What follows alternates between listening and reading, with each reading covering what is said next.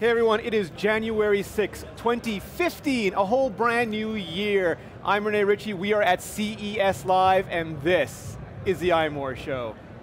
Joining me this week, we have a star-studded panel of iMoreans.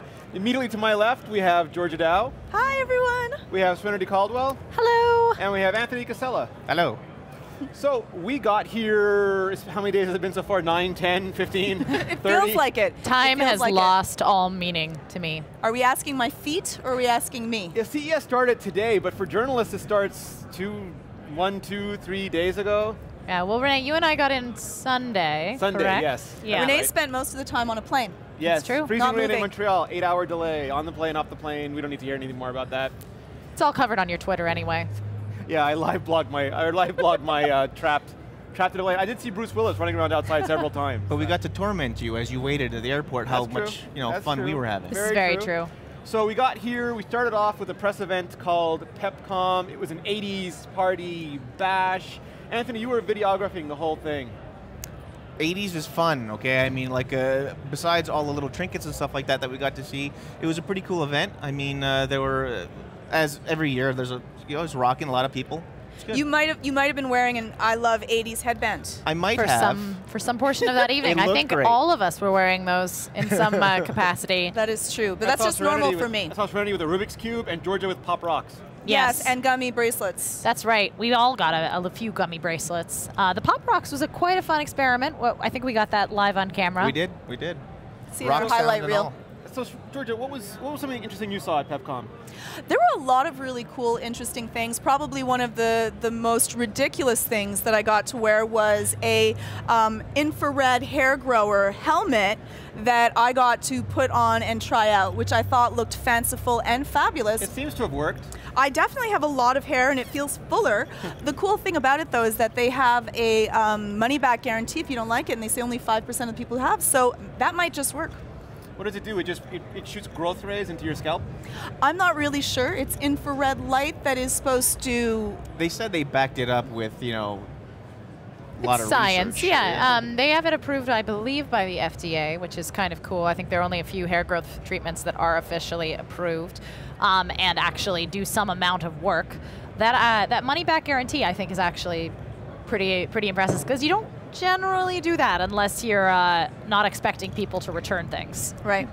What about you, Ren? What stuck out for you? Oh boy, there are a couple of different things. Although we did see the Almost tricorder, which was pretty cool. Which is this little device that was about the size of like a lighter, where you just pressed a button and it would analyze pretty much anything in front of you. They were testing it out on cheese and little pills. Cheese tricorder. Yeah, it was the cheese tricorder and the pill tricorder, where they would basically just scan it, press a button, and then it would connect wirelessly to your phone, and the phone would connect to a database, and it would say, oh, this thing you've scanned, it happens to be Havarti cheese, and here are all of its calories and various cellular makeup, and here's, the growth chart and fanciful things like that. And while currently, I think it's a little bit of a beta, because they had to pre-select, oh, we're going to look at the pharmacy category, or we're going to look at the cheese category.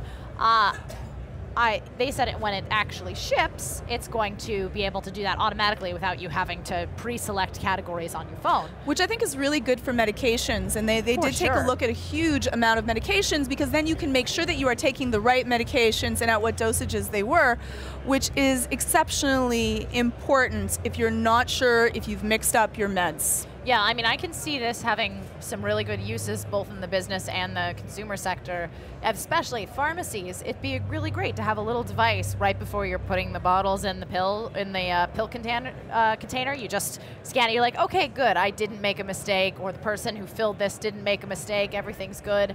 And from a consumer and a user standpoint, it's a really cool device for anyone who's really interested in learning about how we're made up and how the various parts of this world are made up.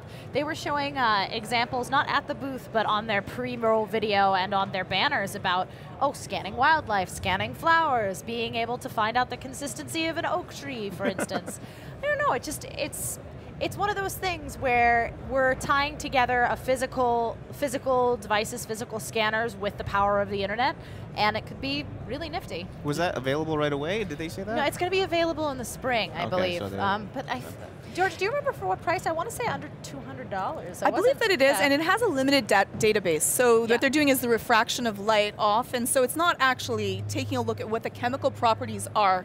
They're taking a look at what kind of refraction certain properties have. So they have to actually build the database beforehand. Right, you tried it on yourself, on your own Yes, skin. I did try it on me to find out my fat content, Yes. but unfortunately, apparently you were composed entirely of gold-pressed latinum. I am not You're a not a cheese. type of cheese, Georgia. I'm not a I'm cheese. sorry. So you guys went from an almost tricorder to an almost hoverboard. We did. The almost hoverboard, sadly, was not in any way a hoverboard. It was called a Onewheel, and in fact had one giant wheel with an electric motor hiding inside of it. But when you get on it and when you start to move, it uses your weight pressure to go forward or backwards or turn around. And it definitely feels almost like you're on a hoverboard. It certainly doesn't feel like any skateboard that I've ever tried. And we have some video of all of us, all three of us. You got to videotape it, I got to Anthony, watch you guys be the stuntmen. From yes. afar. Yes, that's From right. They made us wear helmets, which was probably really Yes. smart. And so We should always be wearing helmets. Yeah, why aren't we wearing Right now. helmets right now? I usually am wearing a helmet. But so we put on our helmets and we went spinning. You took it for a spin as well, Rene. What Yes. were your thoughts on it? Oh, I'm gonna fall. Oh, ouch, ouch. I have no balance. I can, in my mind, see, Yes. this is the thing about human brains that is really great and terrible, is that in my brain, I can surf, I can You were snowboard, Tony Hawk. I can do anything. Like, I've got balance, I've got poise, I've got, debonair. But when you try it on, you're like, The best part, Rene, was because we're going so very slowly, but in our minds we're like superheroes. And so I see Rene, and I think I did the exact same thing, and we're like this, but we're going like about this quickly. dun dun dun dun But dun. we're like, dun. Slow down so there. right. That's a little slower. Exactly. I was just happy we mostly stayed on. We do have some Yes. interesting footage. Someone might have fallen off, which Someone. is the best. We're not going to say anything. No spoilers. You have to see the video. No spoilers. It was interesting to me that for a long time everything was like just, you had these Android things and iPhone things. We're now almost like detaching everything. A couple of years ago, it was just about the smartphones, like what's the new phone, what's the new tablet. Then it was about what connects to the phone, what connects to the tablet. And now we're seeing all these independent electronics that are just like fine on their own, or they're embedding something. Like those you guys were on those little, what were they called, those little... The InMotion, I loved it. It was like a Segway, and this I would take home with me in a heartbeat. So this was like a small Segway, but it was so good at tracking your movement. I was racing around, like doing wheelies, doing figure eights, spinning around, veering, scaring people as I was driving off. I think that I was on it for too long, Anthony. A little too long, Oh, yeah. The they're like, representative. are you going to come back with that? She was saying Maybe? to me, she coming back? I'm they like, were I packing don't up control tables. It was I know. embarrassing. I was racing around, but Did it was not want to give it back. that was hard. And then we also used the Eco Rico. Yeah, the little scooters that that we are have sponsoring here. CES Live, which are fabulous. Oh my goodness, Serenity and I were going crazy on these. Definitely outside. We definitely We would didn't never try do them that in in here. here. No, We that would would never be give against it fire Scooters codes. and their laws were broken in the making of that episode. Please don't shut us down. Yeah, You saw please. also some cool Wacom tablet. Yeah, stencil so stuff. Wacom has been, of course, in the tablet industry for a while now, and they, a couple of years ago, got into the iPad, Samsung scene doing styluses, and now they've kind of moved a little bit into software, into emulating the really impressive stroke capacity that they've been able to get on the desktop in mobile. Now, they're not using the same kind of physical sensors because they're just not built into the iPad. There are some Android tablets which Wacom has paired with to include some of their capacitive sensors on the screen. But for tablets that don't have that, like the iPad for instance, they're working on this WIL technology, which I believe stands for Wacom Intelligent Touch Tabletry, something like that. I'm definitely messing that up. We'll get the correct thing when we write People about will it. tweet it out. Yeah, exactly. Wacom Inc. something or Wacom other. Inc. Yeah. So what it does, not only does it try and emulate Wacom's proprietary technology on any tablet that is running this this low-level API, but it also provides hooks for anyone to program with it, for developers who are working on drawing-based programs, and it even allows them to collaborate between two completely different tablets. So they had the demo app that they were showing off, which is just an in-house Wacom, test thing where they had a Samsung Note and a iPad just sitting side by side, and I just started scribbling on the iPad, and simultaneously it was showing up on the Note. I could switch over to the Note and I'd have a light blue ink color instead of a brown or black ink color, and I could make adjustments on that drawing directly. And that has a lot of ramifications, both for drafting and scribbling with other people. I mean, think about how many party games you could play with that, but also for business applications. Yeah. It's just, it's really interesting for me to see Wacom branching more into software for the mobile sphere. For a long time, it was very much like our secrets are proprietary and we want to, you know, guard them safely and secretly. But now they're branching out, and I think that's pretty awesome. So we wrapped up Pepcom, and then CES officially opened today. I came here to CES Live. This is the set that you guys have been, saw last year. We've done it again. We're partnering with GeekBeat TV, and this year, woo! That was Dave. Thank you, Dave. Curley crashing the audio. We also have Tom's Guide here with us this year, so you're going to see a bunch of new hosts. You're going to see a bunch of cool new segments. We got started today. I kicked things off with Adam Zeiss. I believe is how you pronounce his name. He has no idea. And we talked about wearables and how wearables are changing. Some of it was fascinating. There was this stuff, Anthony, it's like almost like grappling shorts, and they had capri pants for women and tops, and it has a little module you stick in it, and it will tell you how, like which muscles are activating and to what percentage they're activating. So you can tell, like if you're doing a squat, whether you're actually engaging the full muscle range, which muscles you're engaging in the proper order, if you're favoriting right or left, so if like you got like an injury you want to rehabilitate. Does it give you special powers? It does. It gives you the ability, like if you've got a live trainer, they can go, oh, you're going too much to the left, too much to the right, you're not going far enough. But it also records it, so if you're by yourself, you can look back later, and you can wear it underneath your normal clothes if you want to go about your everyday life. So it will track if you're doing something improperly, so that you can look back later and say, you know what, I'm a little bit leaning towards the left, and that's probably why my shot's off. Absolutely. Well, speaking of shots, there was an iPhone app for that. There was also a company that's you actually do free throws for basketball, and you wear a bracelet, and there's something on the net, and it helps you improve your shots. We also had the Maya, I'm pronouncing it wrong, but the video's already up, that lets you do the gesture controls for controlling your music, controlling your smartphone, your tablet.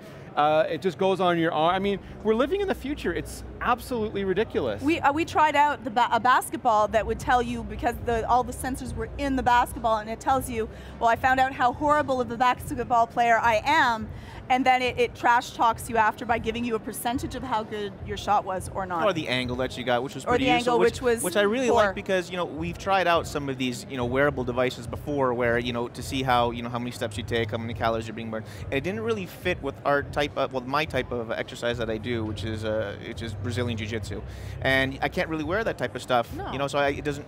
I kind of want something. Is there anything out there that's not going to be like hard plastic or something like shorts, that? I think the shorts, the top, will be super interesting. Oh, so I was doing CES Live, and you can follow that all week at imore.com/CES Live. You guys went to the Sands, where you hunted down HomeKit and HealthKit, right? Yes. We did, and we got to see some really cool stuff. There was a little tiny I believe it was called TicX, and what you do is you wear it, and when you're exercising, it will actually track your movements to see if you are in the right position or not, and then it will give you a minor vibration. I was hoping it would be a taser, because then I would actually keep on working out. It'd be like, you stopped? Zap! Zap! I'd be like, Zap. okay, I'm doing my jumping jacks. And we got to watch that. So I thought that was also nice, in that it was very small, it was light, it was easy to wear, and it gave you instant feedback of, are you training, are you doing it right?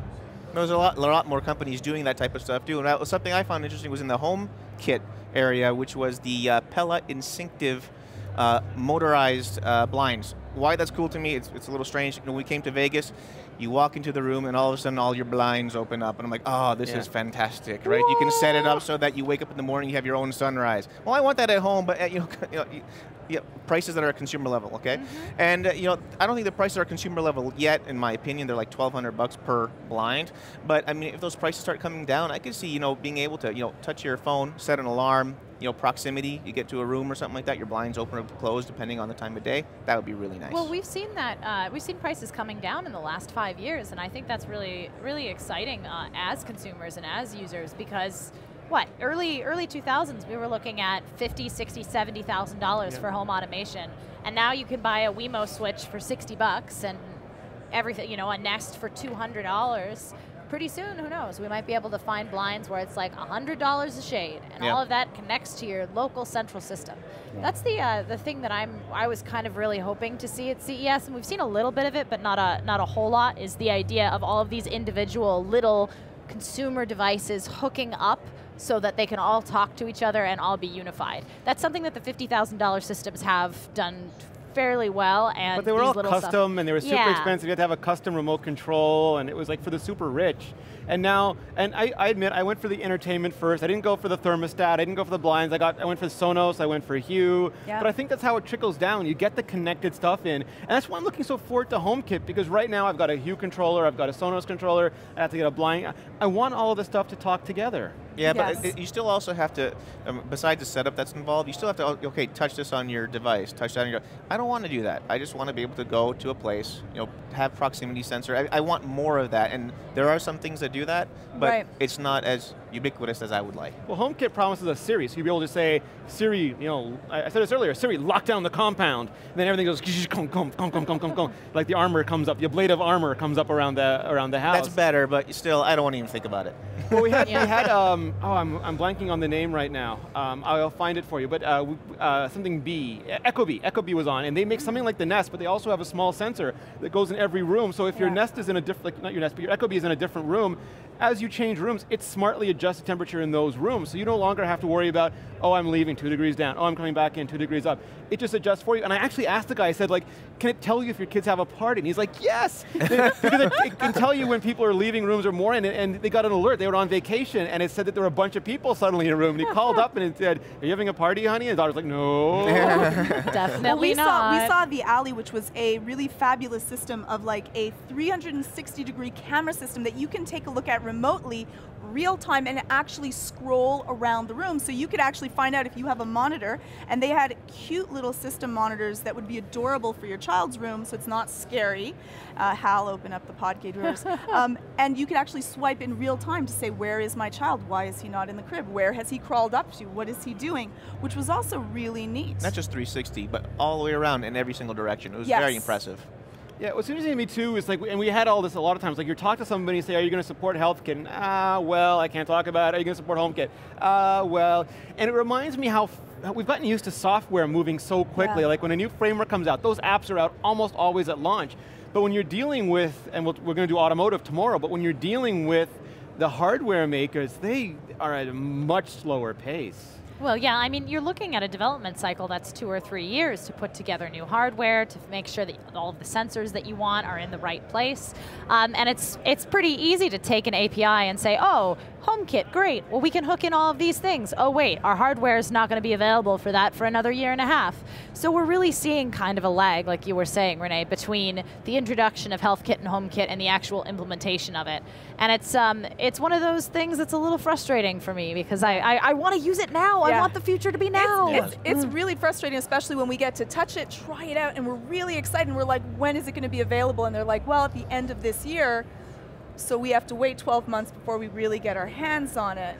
Yeah, and by that point, there may be a new software innovation that we're itching to get our hands on. Oh, there's a bunch of spies around here, you know that for sure. They're getting information. Well, let's do this in half the time. Right. All right, so we're going to continue with our CES coverage all week. Are you up tomorrow?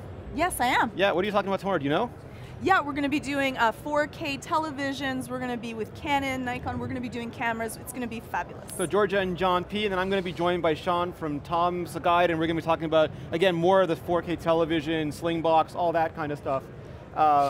Ken is pointing at me in a strange direction. Oh, I can ignore him. There, over here, somewhere. We're going to be doing all that sort of stuff, so make sure you keep it locked to imore.com/CES Live for all of our coverage. When we finish here, we're going to go to Showstoppers, hopefully track down some more stuff. I know Anthony and George are going to go to the CarPlay stuff tomorrow. Serenity and I are going to try and find the styluses, the keyboards, all that kind of stuff. We should have a bunch more great coverage. In the meantime, we're going to switch gears. We're going to talk about, we talked a lot about 2014. We did all our year in review stuff. You can find that at imore.com/2014. But now it's 2015. It's the new year. I'm going to start with you, Anthony. What do you want to see in 2015? Just the Apple Watch. That's all I want to see. I want the Apple Watch. I want it to work really well. You know, I've had some experience with some, you know, the wearable watches. You had a Pebble. I had a Pebble, and you know, I would like to. I liked that I supported it, but wasn't really happy with the implementation. You know, things started going wonky a little bit too early in my taste. You know, I just wanted it to work, and it didn't just work. Let's hope that Apple can do it right. What about you, Ren?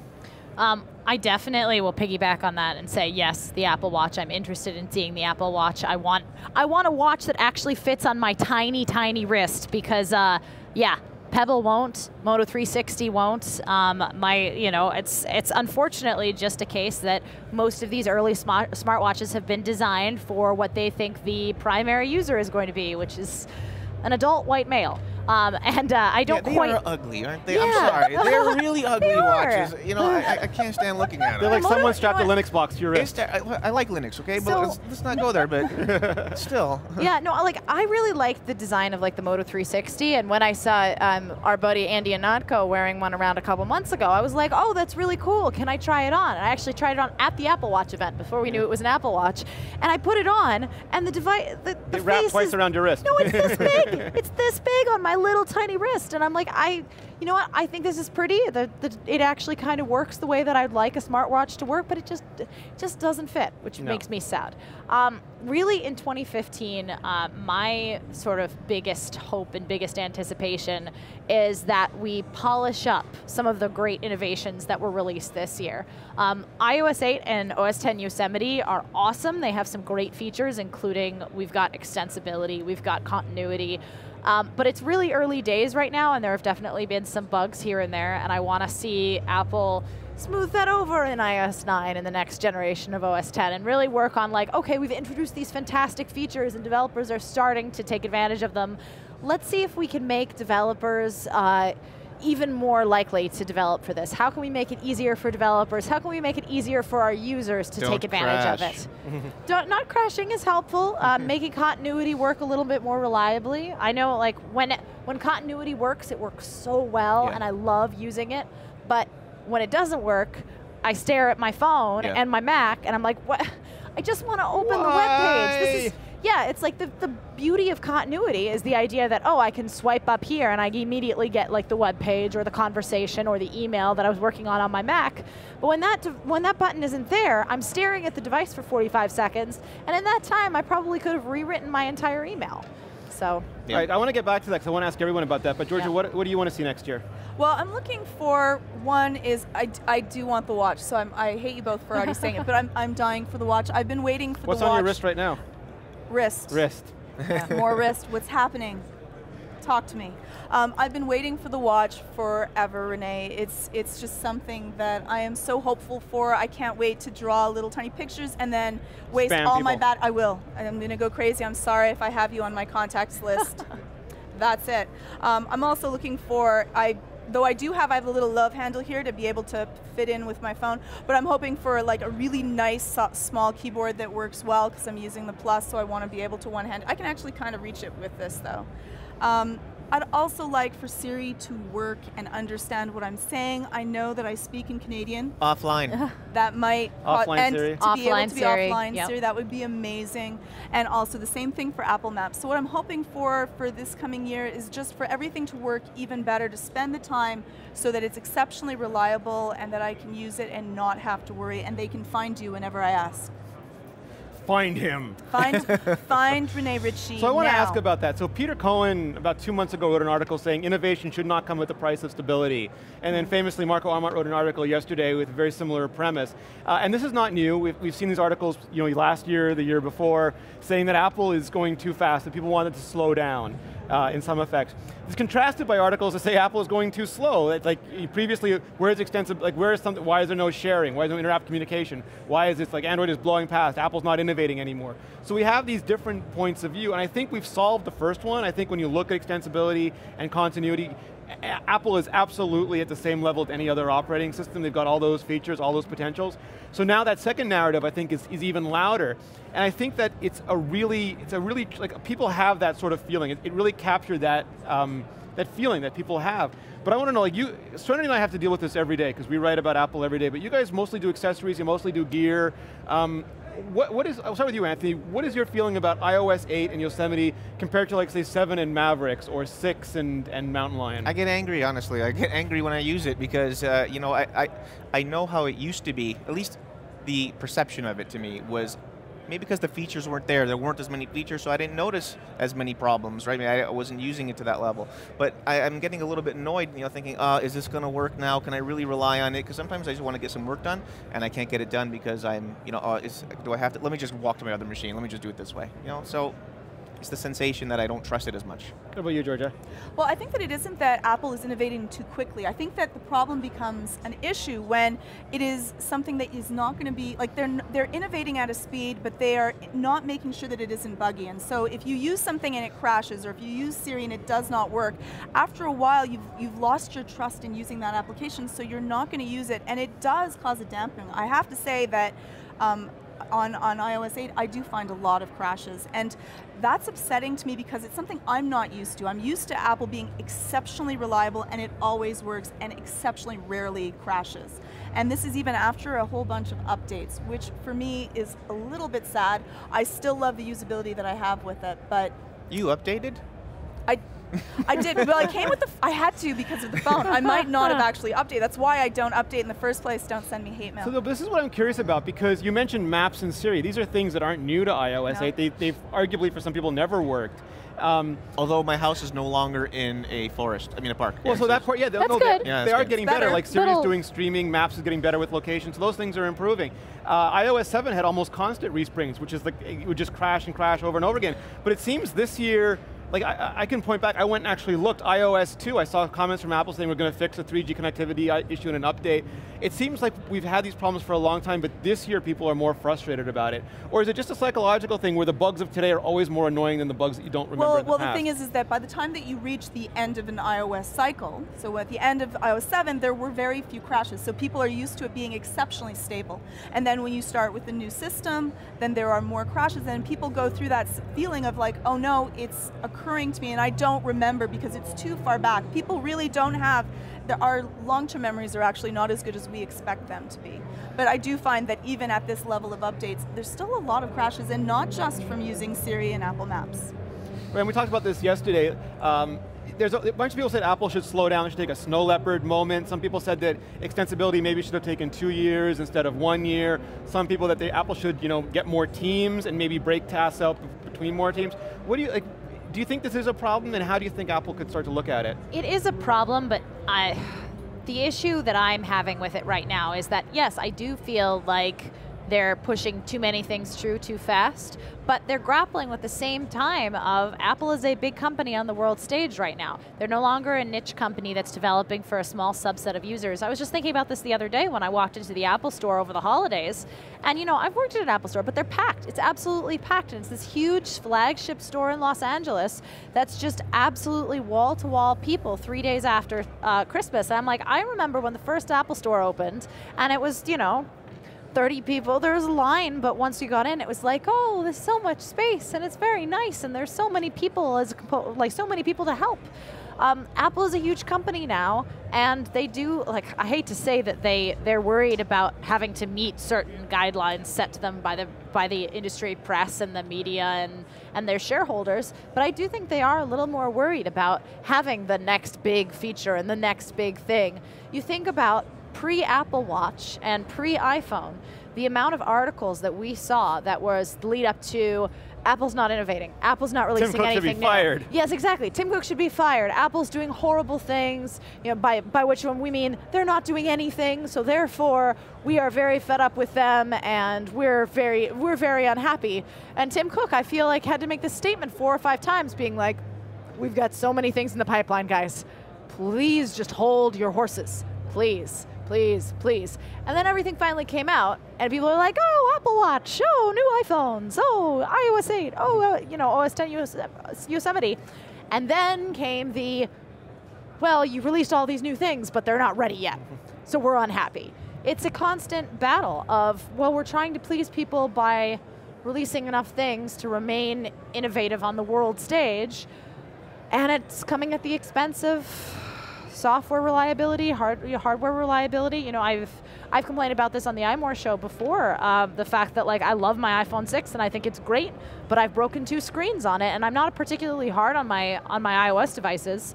It's just, it's much more... Were you roller derbying? I was roller derbying for neither of them. For neither of them. One was a 3-foot drop with the phone encased from my lap, and it's just it's one of those things where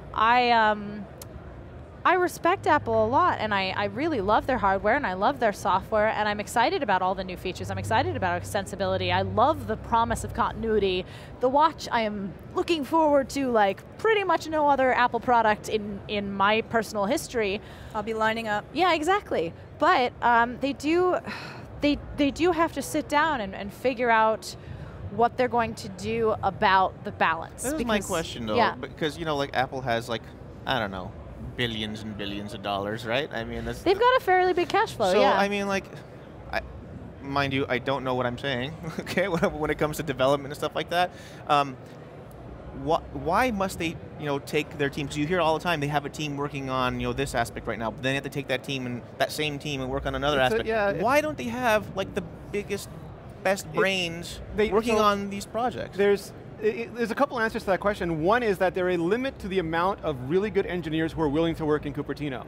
And one of the things that Apple's been encouraged to do is to open, and they're starting to do this, is to open up more offices, because there's some people who just don't want to be in Cupertino.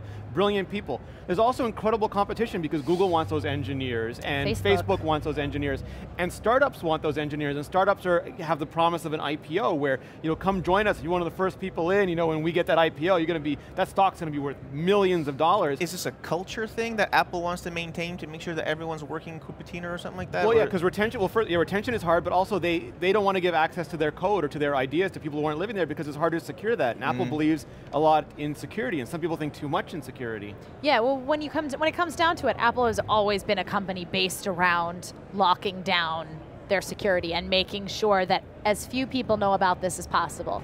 You hear about this for almost every major launch, hardware launch, where it's like, oh, people that I talk to on a regular basis have suddenly, disappeared into a black hole. Yeah. And oh, more people are disappearing into a black hole. And it's the problem. Is it UFOs? Yes. No, it's just Apple. The Apple Watch. It's just Apple. Yeah, but it's things like that where they can you can really only let a certain number of people know a secret before the secret is going to get out. And I think at this point, Apple's upper management still values secrecy and still values the ability to have a wow launch and to impress people over having a bunch of engineers and maybe not quite the top talent as a result of, being able to keep this locked down. Mm-hmm. And so a couple of things that I thought was interesting, because some people were suggesting that Apple's priorities might have changed. I don't believe that. I believe their priorities are the same. I believe their scale and their scope have changed to a degree that has strained the resources they have, because they have those limited teams. And yet maybe they can't really add engineers. Doesn't that mean that they have changed their priorities? Well, so I think they can't add engineers. I think they could add more teams.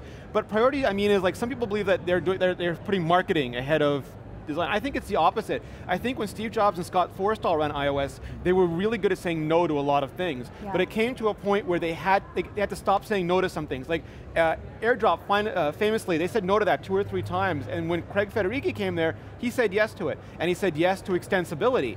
And extensibility is the biggest change that's ever happened to iOS. And it's turbulent, and it's a huge growing pain. But because of extensibility, the Apple Watch is going to work, and a lot of other things are going to work, and they had to ship that. Not shipping it would have meant they had to figure out a whole other way to make the Apple Watch work. So I think this is a price that everybody, like Apple's had to pay it, and we have to pay it. And it's horrible, it's a horrible price, but it really set them up for the next set of stuff they're going to do. But it doesn't seem like the same type of price you have to pay when they changed from PowerPC to Intel, right? Like we had an idea that it was going to be growing pains. You had to run through, what was it, Rosetta, was it? I forget the name. Well, they had that running for a long, first their kernel They did it for a long time. Yeah, well, that's my point, though. This just seems a lot quicker than something like what happened in the past, where they really took their time, they ran it in their labs for a long time, and then I think that comes back down to Apple's a much bigger company now. They have the pressure to get things out faster and to be more on the world stage in that regard. With the PowerPC to Intel, at that point, they were just selling a couple million Macs a year. Whereas that's really ramped up. They have, the Intel Switch, we didn't have the iPhone, we barely had the iPod. they've become a much bigger company. It was less disruptive. Okay. Yeah, I don't necessarily think that their priorities have changed. I think actually it's a sort of the opposite, where they've been focused on these, we think that small teams are important. We think that working in Cupertino and not doing working from home or working from abroad is important. We think that secrecy is important. And all of these are valuable tenets and really important to what makes Apple Apple. But they have now hit a breaking point where they are such a big company, and they really have become large, both in terms of employee scale and everything else. Product. Yeah, range. exactly. That they might have to take a step back and reevaluate how they put together their teams. I mean, small teams are fantastic. We work on a small team, and I much prefer working on a small team to a big team. But they may need to take a reevaluate. We already saw them do a little bit with this when they sort of rearrange the structure of the VP and the SVP level. So it may just mean that like this is a rallying cry for Apple to really take a hard look at how they're arranging things for the next And OS. they do, like Georgia mentioned, Maps is getting better, like you're not in a park anymore, and Siri is getting better, does the streaming stuff now. They do a lot of that stuff behind the scenes, like they rewrote LaunchD this year. They broke Springboard off into Frontboard and Launchboard and Preboard and all these things. And they've been trying to refactor that code for years, but they have, again, if an engineer is doing one thing, he can't do another at the same time. And a lot of people want them to take that Snow Leopard moment. And if you're not familiar with Snow Leopard, that was a version of OS X where it did have new features, but it had very few of them. Bertrand Serlet, who was running OS X at the time, he wanted to stop and just make everything better. And Apple says, all right, well, you have to figure out how to sell this, so we'll just say no new features, and we'll make that the whole pitch. And they literally spent a year putting out a version that did nothing but make things more stable and more unified across the bow. Could they do it on iOS, or would people say, oh, they're falling behind Google now? Google's putting out material design. They're getting this new feature. I think right now they're stuck between a rock and a hard place, and they're going to have to push through this, and then the next few years will be set up. I think we're like when the App Store launched, MobileMe went down, the App Store had a ton of problems, they couldn't connect to 3G networks. iOS 2 was hugely painful, but we pushed through it, and then every new version, like you said before, every new version is painful. By the time they get 6 months, 9 months in, it's good again, but they don't slow down. And maybe they need to slow down. So right now we're in that moment in Braveheart where they're all standing there and there's their cavalry coming down and they're saying hold, hold, and all of a sudden the last second they come up with the lances. Is that what you're saying? Yeah, well, and there's no indication they're doing that because earlier today, Mark Gurman of Ace Reporter from 9 to 5 Mac, Apple's been rumored to be working on a 12-inch Retina MacBook Air for a long time. The rumors were that it was built on Broadwell. Intel was not shipping Broadwell, so it was delayed as much as a non-announced product can be delayed. But it's hard because you're dependent on Intel for a lot of your stuff. His rumor now is that it's going to be super thin, so thin that it cannot fit Apple's own Thunderbolt connector. Their own MagSafe, yeah, no MagSafe connector. They already ditched Ethernet a while ago. They're going to ditch USB, and it's going to have. I already see the videos of the bending. Come on, a single USB-C connector. Yeah, is that the name? Single USB-C connector to connect to external monitors, to connect to power, and to supposedly connect to your devices. I am part of me is a little bit skeptical about this rumor because one port on a laptop seems like crazy talk. Well, he did say it's one prototype. There might have other prototypes, and they might. And maybe they'll have an accessory that'll be like a hub that you can connect PowerBook all of your separate units to that will speak to it. You know what? You know what the 12-inch mythical MacBook Air looks a lot like? The unicorn. Yeah. One port. So you guys both have 11-inch MacBook Airs. Right now they have an 11-inch and a 13-inch. This looks like they're trying to make one machine to rule it all. 12 inches. It'll be taller, but it won't be much wider. I'll start with you, Ren. Does it appeal to you, the idea of a 12-inch Retina MacBook Air? 12-inch Retina MacBook Air, absolutely. The 12-inch Retina MacBook Air that was pitched, or that Gurman's sources supposedly say is coming, not so much. I really like the idea of a small computer, and I love my 11-inch Air, but the part of the thing that I really enjoy about it is that it's really tiny, but it is a full-featured computer, and I can do almost anything on it that I could on a Retina MacBook Pro or on my iMac. It's not as fast as, say, running Photoshop or running Final Cut Pro on my iMac, but it still gets the job done. I think Apple's between a rock and a hard place here, where they've gotten the Retina MacBook Pro line so light and so thin that the MacBook Air line is in this weird place where it used to be that the MacBook Airs sort of fit was, we're super thin. Yeah, I switched from a 13-inch MacBook Air to a 13-inch MacBook Pro this year. Exactly. Last year. We're super thin. We're super, we're super light. We fit in small spaces. We're supremely processor handicapped, so if you want that, get a Pro, but otherwise we're really awesome. And as the years have gone through, you've seen the MacBook Air get much better processor speed as the MacBook Pro has gotten thinner and thinner and gotten Retina. There's become not really a mid-ground. Yeah, there's no, when people ask me, like, what kind of laptop do you want? It gets harder to answer. Exactly. Yeah. No, the MacBook Pro Air. Yeah. Right, which is what it could be. But, and I use my Air also for the same thing, because it's small, because it's portable. So if it was much lighter, the 12-inch, I would be interested in it, because, not because it's Retina, but because it is lighter and easy to port around. It would have to have full sets of ports so that I could use it, because if we're podcasting, we have to stick a whole bunch of things in, and I don't want to end up having a hub and then have any issues that might be with that. It's like that Macworld, was it a Macworld? No, I think a guy in Germany who just plugged everything into a Mac Pro. And you had the old one where everything was inside, and the new one where it covered everything the whole thing. well, exactly. It's like there's something to be said about reducing ports and making a device thinner, but I don't want a device that's half a pound lighter and a little bit thinner if but it means I'm going to have to, if I'm going to have to carry around a hub and a couple of other things and make that part of my carry-on bag. All of a sudden, I'm like, why do I have this computer and not a MacBook Pro? One more thing that you could lose, or that could break, or that you might have any power for.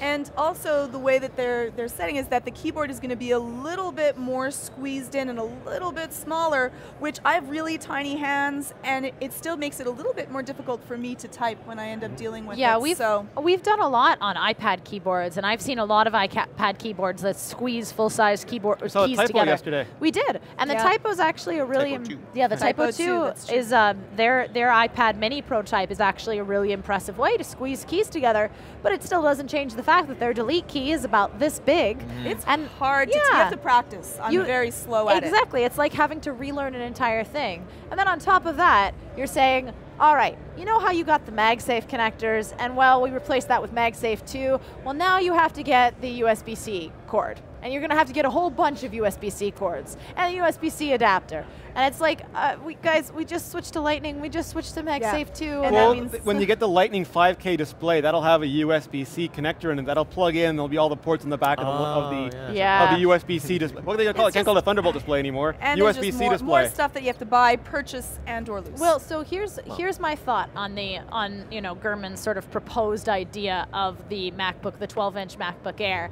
Is I imagine, like, if they're going this route and if they're going the one plug route, we may see something that truly is the in-between ground between a full-size iPad and a MacBook Pro or an iMac, which is to say a computer that runs the full OS X operating system, but is as light or possibly even lighter than an iPad Air, and is limited to ports, but you'll be able to charge it, and if you dock it with something that looks like a Retina iMac, say, then you get the full access to the computer that you really want. What I'm hoping for, and what I would love, Rene, is I want a touch screen that is on my Air. No. That is what I want. I want that. No, Georgia, Georgia. All right, let's hear this. Yes, you do the jujitsu. You do the work with your arms. Let me tell you how much fun holding your arm up like this is for more than 5 seconds. And how smudgy it is. I want to be able to do both. I want to be able to use the trackpad, and but I'm already I already do that on my iPad already. You want a and Microsoft I have Surface? These are actually, so this is actually a good point. So Mark has got excellent sources, and Apple prototypes almost anything. Like if you've had an idea, they've made a prototype for it. So like if Apple's going, yeah, can we do one port? Let's prototype that. They probably have one with the regular ports too, and at some point they'll decide which one they're going to go forward with. But they've spoken about this before. They don't believe in touch on OS X, because OS X first is not optimized for touch, but they don't like the ergonomics. And they're not just saying that because they woke up and no. They prototyped it, they built it, they made them, they tried them, and they said, this is not a good experience. So what you're saying is in 3 years, I'm getting it. Well, so in 3 years, maybe we'll have something that's not an iPad or a MacBook Air. Like that's what's more interesting to me is that, in between both. Yeah, because like people will say OS X and iOS are going to merge. I think the more interesting question is, we didn't have iOS 8 years ago. 10 years from now, are we still going to have iOS and OS X? OS X has been around a long time. If we use the John Siracusa line, 100 years from now, we probably won't have them. 50 years from now, probably not. Is it going to be 20, 10, 5? At some point, we're not going to have these things anymore, It's and just a what's going to question of replace when. them is so interesting to me. Yeah. No, I mean, I think it's a great, big, beautiful tomorrow, to borrow Walt Disney's phrase. But I think it's really interesting where Apple's going right now. I think the potential that they have is great. The execution, we will see. I mean, I could make 10 million predictions as to like, oh, Apple's going to do great because of this, or Apple could make this and it'll be great or terrible. But I feel like I'd rather wait, actually use whatever magical new device or proposition they're going to come out with, and then make my judgment calls, because until then, we're pulling dream clouds out of the air. I mean, Apple's not getting out of the business, so we will get new iPhones, we will get new iPads, we will get new Macs, we are going to get the watch, we know that already, we'll get iOS 9, we'll get OS 10.11. None of these are breaking news. Apple's not switching to hot tubs anytime soon. Are you sure they might want like an internet-connected hot tub? It's in the lab. Johnny's been working on it. He's been testing it extensively. We might see it on the show floor at some point now.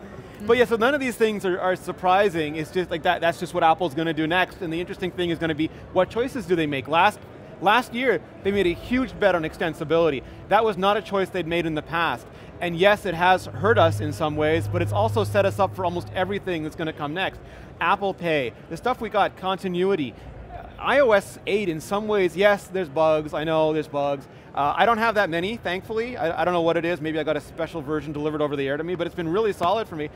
But gee, the editor at iMore has a special phone. How surprising! No, I don't get special technique. The thing with me is I run the betas a lot, and I use my phone constantly. So I hit the bugs really early. I hit them hard, but it happens to me with every iPhone. It happened. Like I had the iPhone 4S where I could pause the network connection by touching the little spot. You know, it was great. What are you downloading? Nothing.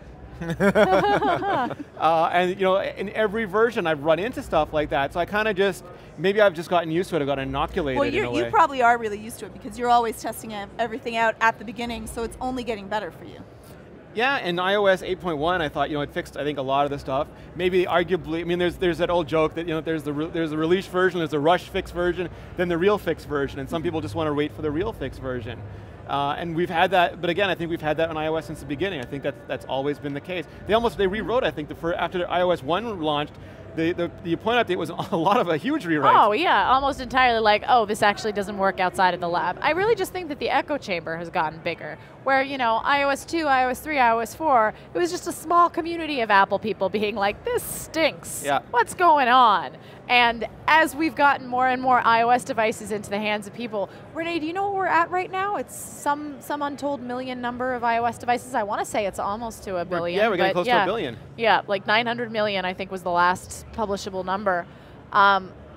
We've got that. Naturally, we're going to have quite a few people in that iOS device spectrum who are going to be complaining about such things. And it just amplifies the, if 2 people have a bug where they can't get their email, oh, well, that sucks. And then you release that to 900 million more people, and all of a sudden those 2 people become 20,000, and those 20,000 become 200,000, and it's still a small population in the grand scheme of things, but because there are more of them, we hear more of it. So the thing that I want to make clear is some people, this is apologizing for Apple or making excuses for Apple. The thing that I believe is that if you say Apple is doomed every day, people stop listening. It's just doom, doom, doom, doom, doom, doom, doom. It just becomes noise. And if you complain about all this stuff, I absolutely file, I file radars. When I have a bug, I go in there and I write articles about what I want to see improved in iOS 9. But when Apple screws up, I want to make sure they're really held accountable. So like iOS 0.1 or 1. 0.1 came out. That's a big deal. That's something that we need to complain about and get fixed. But if you spent the last 7 days complaining like everything makes Apple doomed, I'm not talking about legitimate complaints. I'm saying Apple's lost their way, Tim Cook should be fired, all this stuff. It's the opposite of The Incredibles. When everything is unspecial, nothing is special. And I think that when they need to be taken to the woodshed is when they need to be taken to the woodshed, and it's not an everyday thing. When they actually screw up, exactly. Yes. When they release an update that automatically kernel panics phones. Yes. When they release something where a large number of people can't get service. or the Wi-Fi bugs in OS X Yosemite. Like, things like that, yes, we should be complaining about them, but we should also be, as you said, Rene, constructive complaints, which is filing radars, filing bugs, making sure that, you know, the people in charge, namely Apple, actually hear about it. It's much more helpful to Apple if you say, hey Apple, you know, and there's bug report software built into your devices. Hey Apple, Wi-Fi isn't working for me. I have a MacBook Pro 13-inch, bought it last year, and here's the operating system I'm running on. Please, can you help fix this? Is that going to be more satisfying than going on Twitter and saying, Apple sucks, I can't connect to Wi-Fi? No. But it might actually help you fix your problem rather than just help you bitch about your problem. So I don't know. I kind of like the complaining. I know. No, I mean, I love the complaining. I think the complaining is really true, but like what I think our job is because Apple in many ways is a black box. People can't see into it. And I think it's valuable, like when they were rejecting a bunch of apps, and they're like, well, this app was featured. How can Apple reject it? And I think it's helpful to say, well, the people who feature it are a completely different department than the people who approve it. You know, just to make, or when they're saying, you know, iTunes is buggy, that means that Craig Federighi is not doing his job. Well, actually, iTunes is built by Eddie Q's department, entirely different department, and that's not an excuse for it. That's just so you understand where you can better, you know, target your feedback, or why it's happening. I think when you have that information, it can actually make you a better targeted complainer.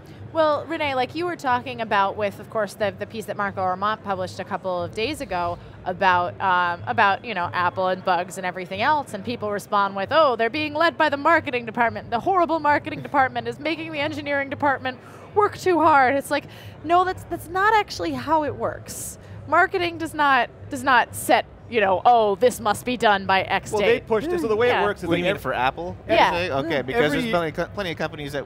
Oh, no, sure. So what happens is every year, right after the last OS ships, there's a period of time where they set up what's going to happen in the next OS, and some stuff is driven down by marketing. I have no proof of this. I think that probably the messages stuff was driven down by marketing, because they looked at competing messages platforms, they said we need to be able to, you know, there's Snapchat on the market now, there's WhatsApp, and we need to have features that do these sorts of things, and that gets pushed down. But other stuff is like, and this is what I love about Apple so much, like an engineer can say, I have this idea and it's going to be so cool for education, and that gets put in a pile on the desk, and they go through this and they say, and like, they'll say, yes, we can do this, we can do that.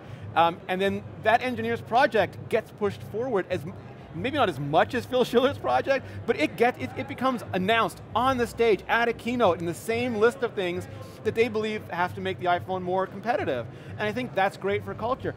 But first of all, that's not different than at any point in Apple's history. Nothing has changed in that regard. And also it means that some of the stuff people are complaining about are engineering-driven features, not marketing. They're just incredibly ambitious engineering-driven features that were never okayed before. They're getting approved now, because I think the current administration skews geekier than any administration in the past. I think though that it's an important barometer for Apple to take a look at how do people feel with using their product for whatever reasons it is, and then they can go about and say, you know what, people are upset because things aren't working, maybe we should listen and pull it back and not only think that this is something that we should just, you know, explain away and deal with it, but actually say, you know what, we are working on that, because that's in the end what we want. We just want our phones to work effortlessly, well, that's their motto, and not right? to So know. if their motto is It just works, then you know what? wanna Then I make have sure a you certain keep your- They changed expectation. that. That was Steve Jobs. Tim Cook was we believe. We believe? Oh, damn. We believe it just works. To your point, to your point, one of the cool things is these conversations are absolutely happening in Apple right now. Like, there was nothing that's been written in the last week that has not been talked about at Apple the last 2 months. There's people there going, you know, we've got to fix this, and the question is how, because you're on a speeding train and you're underneath it now, trying to patch up on stuff. But they are absolutely cognizant of this and working on it. I believe it. All right, so again, this is just the first day of CES Live. We have a lot more coming up for you. We'll be back next week with a regular iMore show, but until then, we have Georgia coming up tomorrow talking about 4K, TVs, cameras, all kinds of tech geeky news. awesome stuff. Serenity, you're up on, actually we're together on Yeah, we're Thursday. together. We're going to be talking about all kinds of Apple news and Apple products. I think we're going to talk with Holoclip, I believe, and a couple other developers and manufacturers who have some cool stuff on the show floor. And we are on a mission to hunt down the, Anthony and Georgia tomorrow are going to track down all the CarPlay stuff. That's correct. Oh We'll be yes, that's going to be pounding the dangerous. pavement. People are going to let me in their cars. There's going to be bodies on the floor. Oh, no. Yeah, so we have a lot more coming your way. So please keep it locked to imore.com/CES Live. Anthony, where can people find you on the internet? Oh, you can now find me on the Twitters at AG Casella. You have a few followers. You have a Twitter. I have like 30 . It's We need to fix that. Fantastic. So Twitter, get on that. AG Casella. That's written right Follow there. AG Casella. Ren, where are you? I am at SETTERN Saturn on all of the things, Instagram, Twitter, and the like. And you were getting musical just a few minutes ago. Oh gosh, yes I was. I accidentally brought my ukulele to CES, so there may be a song on iMore.com about CES. It's not as good as Jonathan Mann's. It was basically just me being like, oh, I'm going to free write something at 11:30 at night after walking the show floor for 12 hours. I don't know why you let me put that up on an actual website. I'm sure it's terrific. awesome. Oh, we launched the comic today. We did launch the comic, that's true. So Rich Stevens, who does dieselsweeties.com and also does comics for the Medium and the Nib, he is doing a comic for us called The Pixel Project, a working title on Apple technology and everything in between. If you haven't seen Rich's stuff before, he's fantastic. He does Pixel comics. People accused him of them being like, oh, you're just copying and pasting sprites. Let me tell you, Rich works in Photoshop, blows it up, and actually colors in each pixel by hand. Wow. He's that man is an artist of a very, very strange and peculiar sort, but an artist. And I'm really, really glad that we have him on our site. Awesome. And Georgia, what about you? Where are you? You can find me we're on Vector. I do a show called Isometric. I'm here at CES Causing Mayhem, and also you can follow me on Twitter. It's at Georgia_Dow. Awesome. And like I said, we are in South Hall at CES. There's by. a giant booth that says CES Live. If you're here at the show, please do come by. Please do say hello. We have a bunch of iMore swag here for anyone who's interested in it. We also have Android Central here. We have Windows Central here. We have entire Mobile Nations crew here. You can find me at Rene Ritchie. We have our friends from GeekBeat TV did a phenomenal job switching the cameras earlier today. Dave, Callie Lewis, John P. We have the Tom's Guides folks here. Miriam Jawar, Tank Girl is with us here this year. There are so many, so awesome people here. I'm going to just forget to name half of them and be horribly embarrassed later. Renee didn't mention me. I think I said you can find me at Rene Ritchie, but you know, find me anywhere you like. We will be back tomorrow morning. We're starting at 11, Ken? 11 o'clock tomorrow. We'll be right back here. Be here. imore.com/CES Live. Thank you, everybody. Have a wonderful 2015. Bye. Let's dance it out. Not unusual to be loved by anyone.